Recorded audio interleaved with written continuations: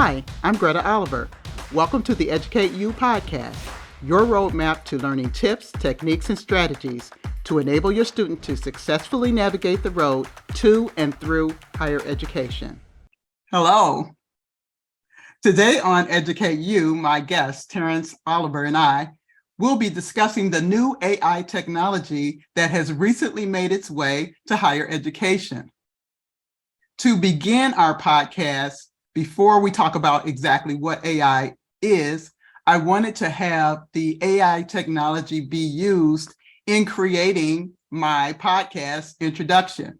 Now, this is something that I normally do on my own, but because we're exploring AI, we wanted to see how it functions and what it would come up with. So I went into ChatGPT, which is a free website for you to kind of play around with the text portion of AI, and I asked it a question or made a command to it. And what I said was, or what I typed was rather, create an introduction to the new EducateU podcast, where Terence Oliver, a professor at UNC Chapel Hill and Greta Oliver podcast host, will be discussing the new AI technology and what is happening with it as a whole and on college campuses. What was returned to me as a possible introduction that I could use to my podcast, EducateU, was this. Welcome to the EducateU podcast, where we'll be discussing the latest developments in AI technology and its impact on higher education. I'm your host, Greta Oliver, and joining me today is Terence Oliver, a professor of computer science at North Carolina Central University. Together, we'll be exploring the cutting-edge research and innovation happening on college campuses across the country and delving into the ways that AI is shaping the future of education. Whether you're a student, a faculty member, or just someone who's curious about the role of AI in our world, this podcast is for you. So sit back, relax, and join us as we explore the world of AI in education on the EducateU podcast. Now that's kind of good, right? Yeah. I was kind of excited about that. I'm like, that's pretty good, except they got his title wrong. Okay, he's not a computer science professor, and they got his university wrong. He does not teach at Central. He does not teach at Central. He teaches at UNC Chapel Hill. So beyond those little quirks and mistakes, actual mistakes, I thought it was a pretty good introduction. So guess what? I just introduced the podcast using AI technology. All right. So I went back in and I was asking or typing more information in that I wanted to find out what the AI technology would generate back to me as we continue to work through this podcast. And part of that is exactly what AI is, if you don't know what that is, and how it's being utilized and how it's being scrutinized on college campuses. So we'll get into some of that later. But also, I wanted to point out that while I was doing this experiment, which is a fun experiment, so I'm happy about it, there was a lot of times where I couldn't get into the actual chat box because it was busy with other users. And so since this is such a new technology, there's a lot of people that are exploring and trying to do different things using AI technology. So just be aware of that. And so this also let me know that every single thing that is returned to you that they type and generate back to you for use, it could have mistakes in it. It could be biased. It could have all kinds of different issues. And so that's why, you have to be kind of cautious as to what you're using, especially if it's generated back through the AI technology. The next thing I asked was, give a description of what AI is and how it's being utilized in society today. And my answer was, overall, AI technology is being utilized in a wide range of applications, and its capabilities are constantly expanding as the technology continues to develop. It's being used to automate repetitive tasks, assist with personal tasks, and make predictions based on data analysis. Additionally, it is being used in industries such as healthcare, transportation, and manufacturing. The possibilities are endless with AI, and we are only scratching the surface of what it can do. And so I'm like, okay, that's okay, but they didn't even mention education, and that's what we're all about anyway. And so I asked another question, and it was, what is AI? I just want to make it plain and make it clear to all of us. And so it said, or wrote back, AI stands for artificial intelligence. It refers to the simulation of human intelligence in machines that are programmed to think and learn. This can include tasks such as reorganizing speech, making decisions, and solving problems. AI technology can be categorized into two types: narrow AI, which is also known as weak AI, which is designed for specific tasks, and general AI, also known as strong AI, which is capable of performing any intellectual task that a human can. Okay, so we know it's artificial intelligence, and almost everybody on the planet probably has an idea of what artificial intelligence is. And so this new thing is just all of a sudden it's at the forefront of our lives. And so I thought at this point, because it has so many implications for education, that I would bring a professor.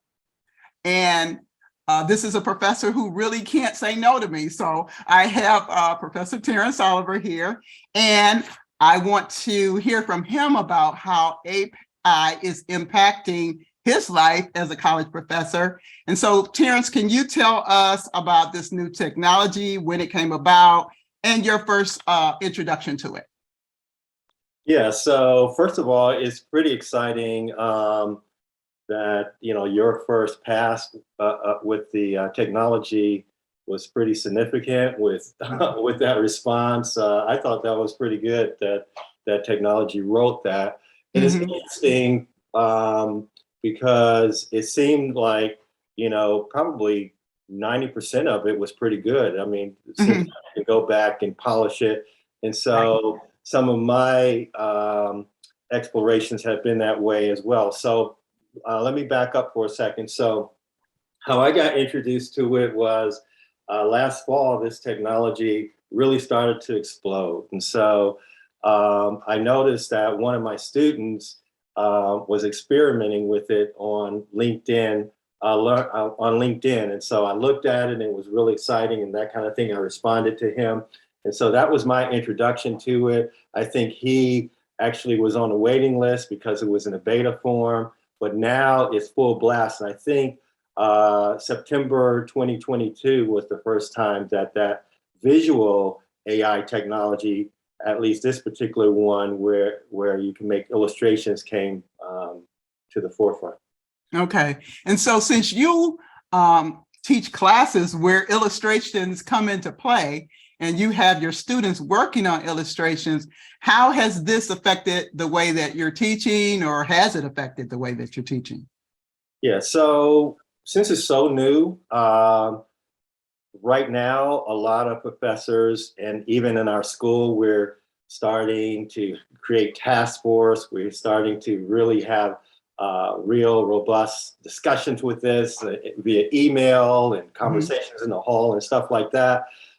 So I think right now, since we're on the front end of it, everybody's trying to grasp that understanding of what it is, how it can be used positively and negatively, and how it will affect the classroom. So it's really interesting in that kind of way.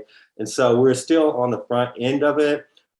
Just this past weekend, we had a lot of email discussions going back and forth. It's pretty interesting in that kind of way. And I also explored the technology as well in a deeper way too. So, yeah. Okay, so show us what you've been working on. Show us what you found out. So let me share my screen here, and let's take a look at some things here. So, 1 second. Okay. So what you see here is very interesting to me because this is one of my students named John, who was in one of my classes last year. And so when I came on LinkedIn Learning, LinkedIn, John was talking about this. He wrote about this on LinkedIn, how he was exploring this technology in the fall. I think it was maybe September or October when he was exploring this. And that was actually my first time seeing a student explore it or seeing anybody explore it in this kind of way.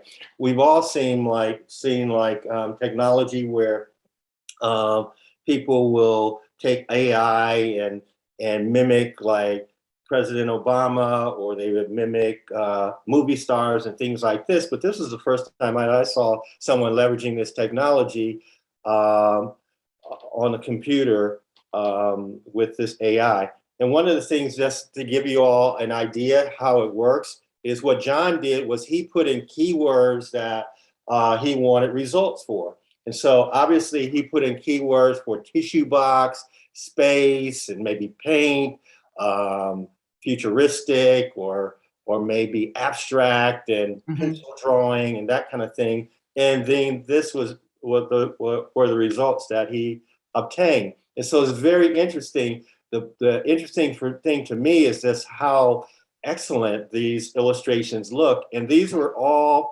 just generated by the computer program, by him just expressing keywords that he wanted for the results. And that's what he got. And so this made me start thinking about, did you have a question? No. Oh, okay. I'll jump in. Yeah. This made me start thinking about the possibilities in the classroom, in the future, and how we need to leverage technology. One of the things that's interesting about this is that basically how this works is it takes machine learning with computers that have ascertained information from millions and millions and millions of photographs, millions and millions of paintings and drawings and information. And so it takes all of that information, and whatever you input, it creates something very unique. And so this is the site that John used and I explored with yesterday, and it's called DALL-E. It's 2 now. He started in the beta, and then it was DALL-E 1, I believe, of course. Now it's DALL-E 2. And so as you can see, this says this is a new AI system that can create realistic images and art from description in natural language. And so you just basically say, I want a balloon dog with a purple background, just like you see there, with a shadow and a lot of light. And so it'll create it for you. And so if you say, even if you wanted photography and you say, I want a puppy in the middle of Times Square, it'll create a photograph of a puppy in the middle of Times Square. And so it's pretty phenomenal.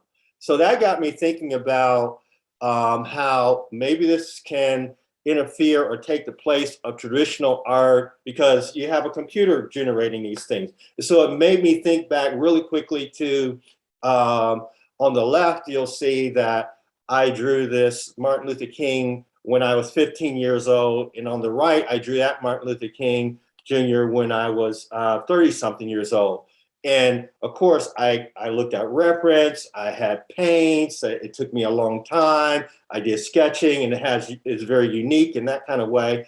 And so there's a lot to say about having original art and things like that. But again, you cannot deny the technology that we saw. I mean, just like the tissue box, all of that stuff, which is so beautiful, even though a computer generated, and you probably could, work on top of it. But anyway, it made me think. And so when I opened up this DALL-E 2, basically I put in Martin Luther King, do a painting for me or whatever. And so it drew these, and this is what it produced. And so this is like nothing else in the world. The computer uses your words and creates something very unique from the millions of and trillions of information that it has. I don't know how much information it has. It's probably trillions, and I don't know, even more. So next, what I did really quickly experimenting, I said, okay, I want an apple on a desk. And I said one with painting and one as a 3D model. And so this is what the computer produced for me. Very unique. And so it made me think about how it takes away the creative aspect of you as an individual creating things, but it made me think about how we transition from traditional art to digital art in the classroom, but students were still able to apply their abilities. And so this is an assignment from one of my classes where I teach them in Adobe Illustrator how to use the tools, but they're the ones who create the fish, to pick the colors, do all of this. And so now we're seeing like we're at a crossroads where, you know, you have this technology where it's doing all the work. It's making all, there's no, the creativity is in your words that you pick. Right. And so it's kind of interesting, don't you think? I do. And I'm just wondering how you're going to marry the two, because since this is out here, you know, students are going to use it, you know, or they're going to at least reference it. So how are you going to ensure that it's used for good? I guess I want to ask, or if it's not, how would you even know?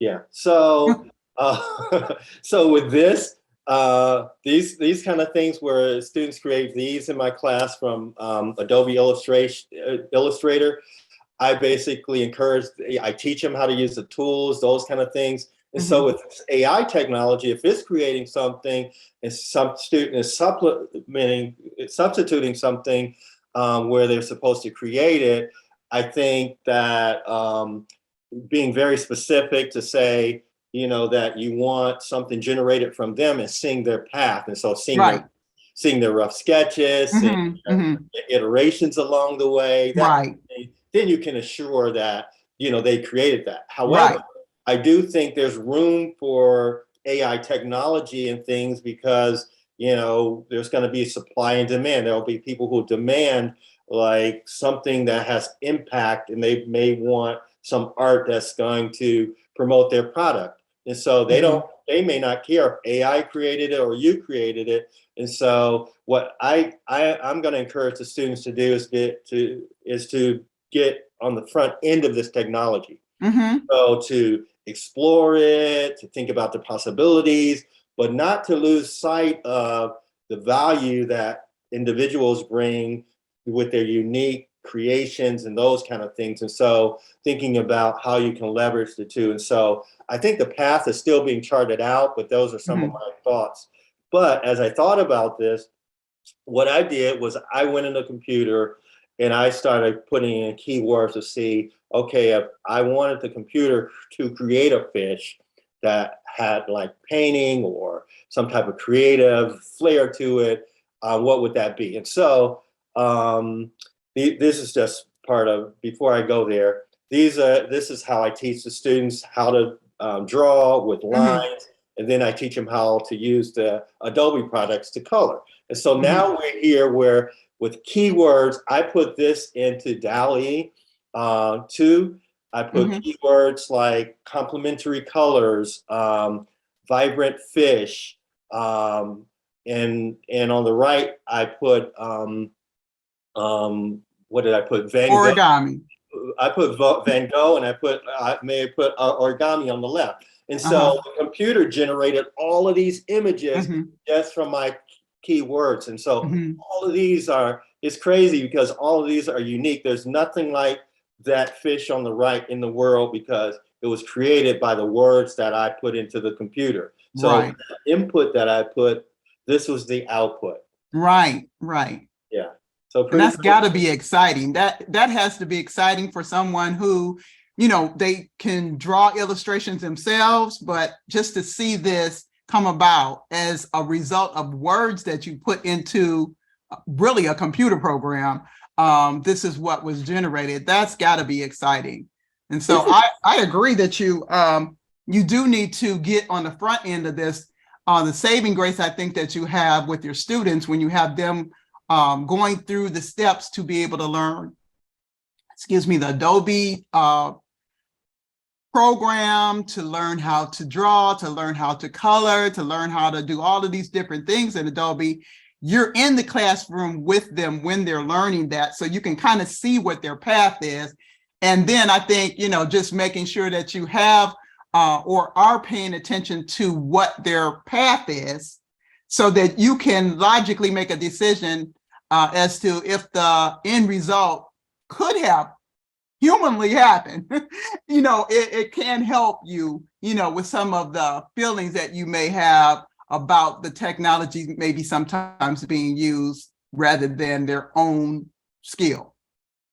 Yeah, and well, the good thing about it is the way I see it is like a tool.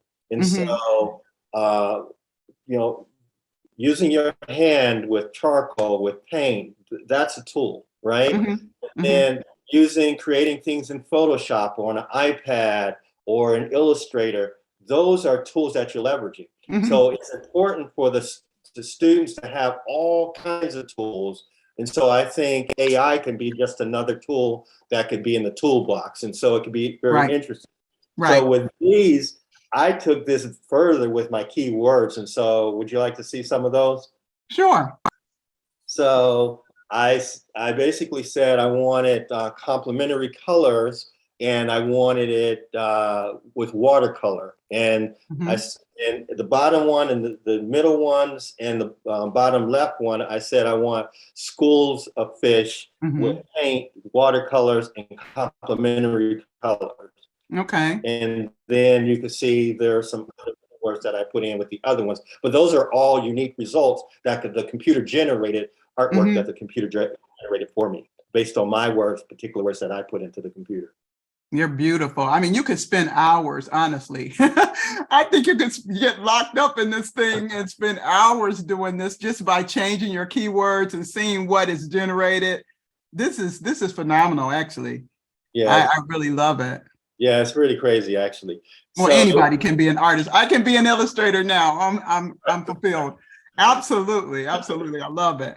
right, so I wanted something very unique. So basically, what I wanted was a robot fish, and so Okay. basically, I put in some keywords specific to what I wanted, and I wanted it vibrant, and I wanted to have kind of big eyes and those kind of things. So I put in all the keywords that I envisioned, and these are some of the results that came up. The computer created this from my words. I think this Mm-hmm. is absolutely amazing as far as what I kind of envisioned with Mm-hmm. something, almost like a creative, kind of high tech, kind of animated, Mm-hmm.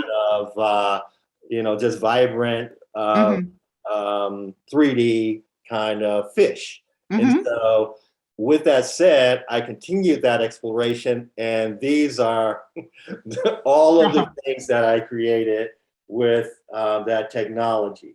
And so that is pretty crazy. Mm-hmm. And but these are beautiful, and they're based on the the keywords that I put into the computer. Mm-hmm. These are great.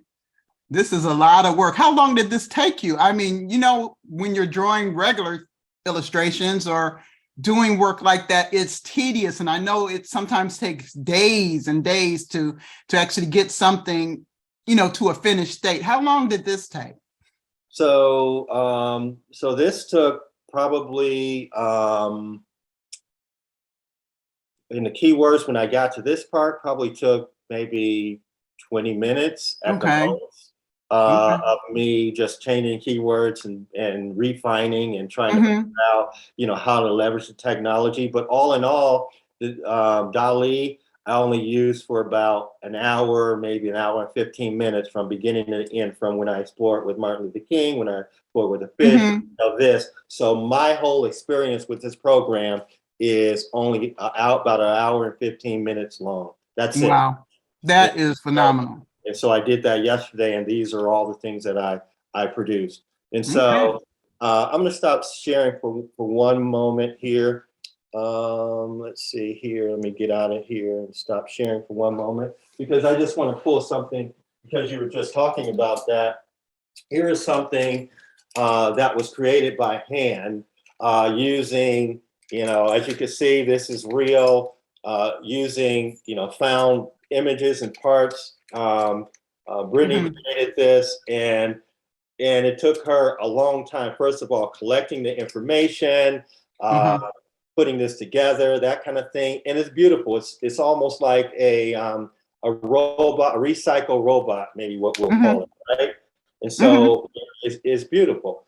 But the thing about it is that now people can create things by maybe putting in keywords, Mhm. recycle images, robot, that kind of thing, and maybe, come up with something, kind of similar. So, but Right. again, it's just another tool that you can use, and Mhm. technology is rather interesting in that It's kind of stuff. definitely interesting. I can see how, you would want to expose your students to it so that they could at least have that as a reference and maybe build on that. And so I want to switch gears here from maybe the creative aspect as far as designing things or painting to maybe the written aspect of AI, because that also is concerning to a lot of educators and a lot of people on college campuses specifically are a little concerned about students writing their own papers or filling out their own admissions essays or whatever that they need to fill out, and thinking that maybe if they utilize AI, it might benefit them in some way more than somebody who's actually writing their own essay themselves. And so I did ask some more questions in the chat box to the AI technology. And I asked, um, does AI encourage students to take shortcuts in creative writing? And AI answered and said, there is a debate over whether AI encourages students to take shortcuts in creative writing. On one hand, AI-powered tools such as automated writing assistants and text completion software can help students to quickly generate ideas and organize thoughts. This can be especially useful to students who struggle with writer's block or have difficulty getting started on a writing assignment. But on the other hand, some experts argue that relying too heavily on AI-powered writing tools can discourage students from developing their own writing skills. If students rely solely on AI to generate ideas and write their papers, they may not learn to generate ideas and organize their thoughts on their own, which is an important skill in creative writing. Additionally, it may discourage students from using their own words, thoughts, and originality. So it's important to keep in mind that AI is only a tool and that it should be used in conjunction with other teaching methods, such as encouraging students to brainstorm and write on their own. Additionally, it's important to teach students to evaluate the quality of the output they receive from AI-powered tools to help them understand the limitations of the technology and learn to use it effectively. And this being said, this is really the same thing you're saying. Utilize it, whether it's for design or whether it's for writing or whatever whatever use you're using it for, whatever you're using it for. It's a tool, and you can maybe get a start to maybe a paper that you're writing, or get something down on paper and then utilize that as like maybe a framework for a way in which you're writing an essay or something. But it's still going to lack the human touch, the personality that you have, and the nuances that you have in your speech, or different things about you that would differentiate it from something that's written by a human. Okay, so this should be used as a tool regardless of whether it's for design, whether it's for writing, or whatever use you have for it. It should not be the end all to anything that anybody's doing, and unless that's your purpose for it. And so in some cases, especially for maybe design, somebody might say, I want something really quickly that you can come up with, and they don't really care whether you do it by hand or whether a machine does it. That's okay. If that's what you're going to use it for, be upfront about it. This is how I generated this. This is how it was designed. It was designed by the computer, and they'll probably be fine with it because they don't care. But if it's something that is meant to be done by a human, I think you can certainly utilize, starts or a portion of something, and then make it your own. And I think that's basically what we need to make sure that students understand, to input their own selves and their own experiences and their humanity into the things that they're designing, if that's the way it's supposed to be designed. It's very interesting to me because AI wrote that response for you. And the interesting about it is that not only that it was talking about, it was debatable and all this kind of stuff, but also how that it could stifle like individuals' creativity. Right. It's honest, at least. Right. Yes, and it's not like swaying toward, oh yes, use us, use us. It seems like it's giving a balanced answer, which is what you really want. Yeah, and also it is acknowledging that you can lose your individuality. The Absolutely. thing about, how that robot, the recycle robot or whatever was created, by hand, that was originality. There's pride in it. There's personal touch in it. There's happy accidents in it. There's the human touch. Somebody else created it. Right. That connection with a person to a person, that kind of thing. When you look at somebody's art, there's that appreciation for it. And the same thing with creative writing or writing. The same thing if somebody wrote that from their heart, that kind of thing. They or their experiences. Yes.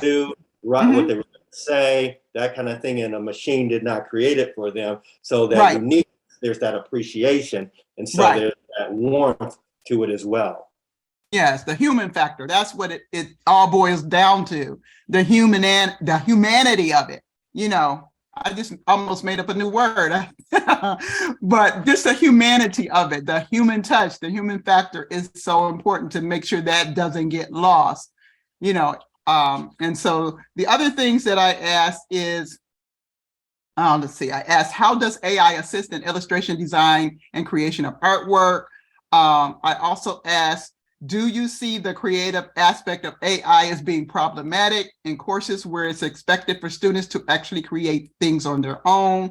So all of these same kind of questions to get back to the fact that in each case, it reminded me to use it as a tool and not to ignore the human factor, the human touch in these things, and also to be aware of the limitations. Just like when I did the introduction, it had your title wrong, it had your university wrong. So there could be things that are wrong in the information that is returned to you. So just kind of keeping that in mind, that it's not 100% accurate, that kind of thing. And so just keeping those things in mind as we use it in the future.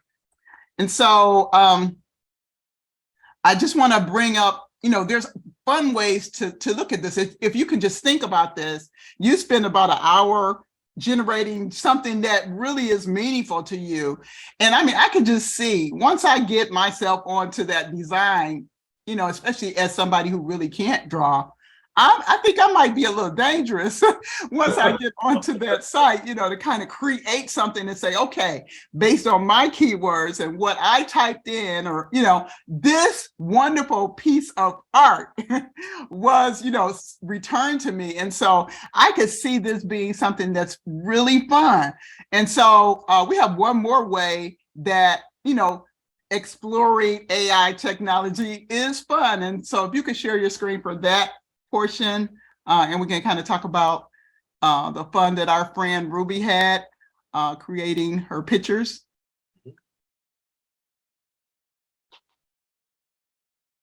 Okay, this is Ruby Gamble, and she is a childhood friend of ours. And she was just playing around actually on Facebook. She was playing around with selfies, and she got the images at the top. The 3 images at the top are real images, real photos. And then down at the bottom are images that were generated based on her originals. And this is just a result of just playing around with selfies in AI. And so I want to give her a shout out. Her birthday was yesterday. Happy birthday. And so she so graciously allowed us to use this. And I just came across it as a Facebook post. I was like, whoa, okay. And I'm thinking, okay, I'm going to do an episode about AI, and this is AI. And so I asked her for permission to use it, and she just was so gracious about it, sent me the photos. And this just goes to show you, this can be a fun thing too. Everything doesn't have to be, oh my God, so serious. This is a fun thing. And look at what was generated. This is spot on. I'm looking at like the features that she has, the cheekbones, the cheeks, all of this is still replicated in what was returned, through AI. And so I think it's phenomenal. I can't wait to get on and fool around and see what comes up when I do mine, but I just want to just point out that this can be fun. Some of the topics that we talk about on EducateU are somewhat serious, and some of them, I love it when it can be something fun, when it can be something different and something kind of experimental, which this has been today. And so just in closing, I would like to share with you the conclusion that the AI technology generated for the ending of our podcast. Make sure I am on the right page. I typed, create a closing for our EducateU podcast, where we have been discussing AI and what it is and its effect on creativity, design, writing, and use in education. Thank the viewers that have watched our show, and thank our guest, Terence Oliver. And this is what was returned. And that's a wrap for today's episode of EducateU. We've had a great time discussing AI, its capabilities, and its effect on creativity, design, writing, and use in education. We hope you found the conversation informative and thought-provoking. We want to extend a special thank you to our guest, Terence Oliver, for sharing his expert insights and perspective and AI-generated illustrations on the topic. We appreciate all of our viewers for tuning in and hope you'll join in again for our next episode. As AI continues to evolve and impact various aspects of society, it's important to stay informed and educated on the subject. We'll continue to explore the latest developments in AI and its impact on education in upcoming episodes. Thank you again for watching, and we'll see you next time on EducateU. Now, the funny thing is, every single time at the end of our podcast, I say, we'll see you next week, or we'll see you next time on EducateU.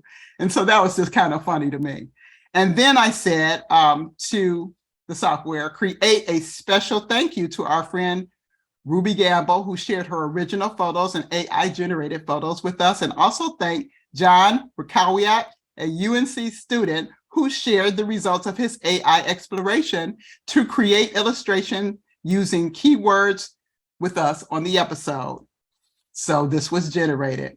We also want to thank our special friends, Ruby Gamble and John Rakawiak, for sharing their original photos, AI-generated photos, and illustrations with us on the episode. Ruby's collection of photographs help us understand the potential of AI in image manipulation, and John's exploration of AI to create illustrations using keywords helped us understand the potential of AI in the field of illustration and design. Their contributions were invaluable in providing our viewers with a better understanding of the capabilities of AI in creative fields. We truly appreciate their willingness to share their work with us and their insights on the topic. Thank you, Ruby and John, for making this episode even more informative and educational. So as you can see, the entire episode, we used as much AI as we could to generate the introduction, the conclusion, and everything in between. And we hope that we've given you an idea of what AI is and how it can be used in the future. Thank you for joining us on EducateU. Thank you for joining us today on EducateU. If you wish, you can send me your questions or comments about the college going process or the podcast contents by sending an email to drgreta@gretaoliverconsulting.com. Also, beginning each week after the podcast airs, check for a companion blog on my website's blog page at gretaoliverconsulting.com.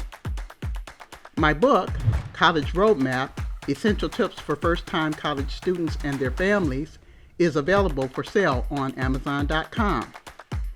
Join us next week for another tip or strategy to make the road to higher education easier for your student.